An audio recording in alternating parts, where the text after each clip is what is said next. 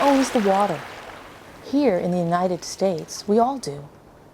Our nation's laws are based on the Magna Carta, under which the rivers and shores were held by the monarchy to serve the needs of the general public and the common good. The waterfront is subject to something called the public trust doctrine. It's really a legal, moral, ethical, and civic doctrine that's been around for over 1,000 years. It actually goes back to an ancient Roman tradition in which the Emperor Justinian, when he was writing what has become modern law, including English common law and civil law in the United States, he said that the water and the waterfront shall be like the air, like the water themselves, for all the people, belonging to all of the people.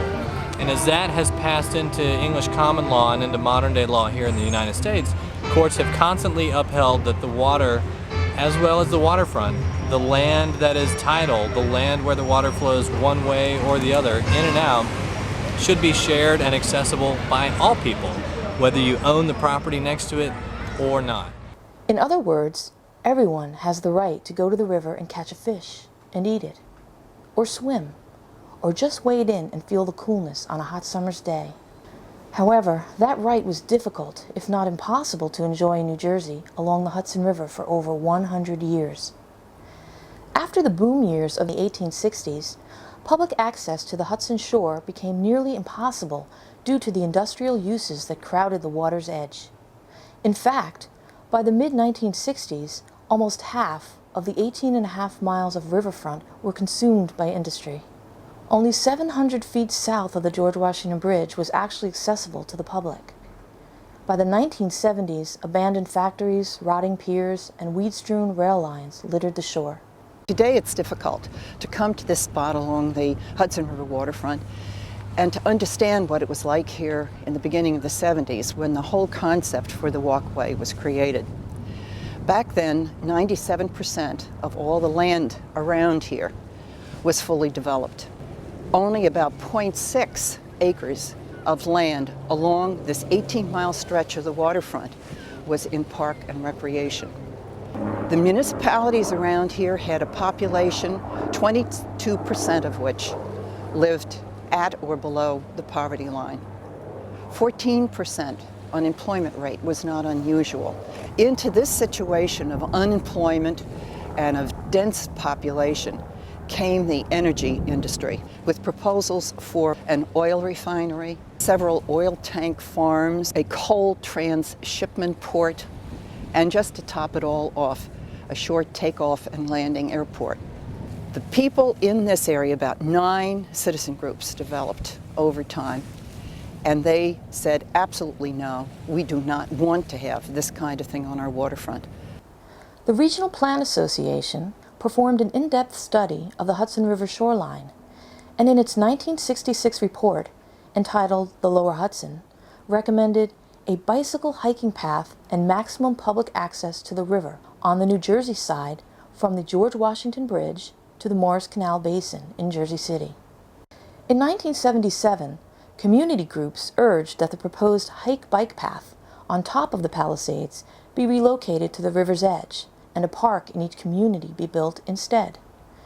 Within the next 2 years, Governor Brendan Byrne impaneled the Hudson River Waterfront Study, Planning and Development Commission. The idea of the commission was to develop a consensus. We had a lot of mayors on the committee, and we were trying to keep everybody happy, trying to assure that Hudson County would remain Hudson County and that the municipalities would retain their integrity, and that all of this can be done in that context. That was a political tug-of-war sometimes, but it wasn't something where you had flat, absolute opposition. And I think you're seeing more and more of a recognition in New Jersey that cooperation in planning, whether it's called regionalization or what it's called, is absolutely essential, as it was here. The Hudson River Waterfront Commission came into being in the late 1970s, and we had a staff. I was part of the staff, and we didn't have any particular background in this area. The environmental groups and civic groups in the area brought to our attention this study that was then 12 years old, I guess, that the Regional Plan Association had done.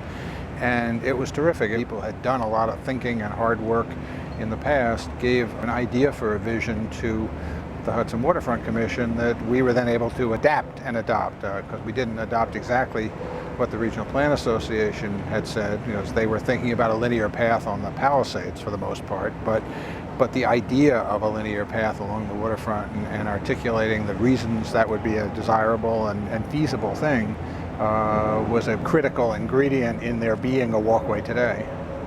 The Commission's report in March 1980 recommended a linear path along the entire waterfront in agreement with community groups, and that the pathway from the George Washington Bridge to the tip of Bayonne should be able to accommodate bikers, walkers, and joggers. The pathway could be developed in segments as new developments are built, and later efforts should focus on connecting these segments by working with owners of existing waterfront facilities.